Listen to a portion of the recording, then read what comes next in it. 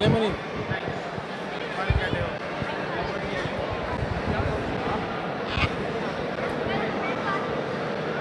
अस्सलाम वालेकुम।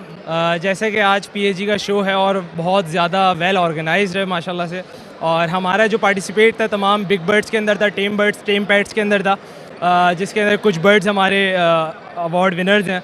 तो अभी जब प्राइज़ डिस्ट्रीब्यूशन होगी तो उसमें आप लोगों को पता चलेगा। तो ये हमारे पास ब्लू गोल्ड मौजूद है और ग्रीन विंग मौजूद है।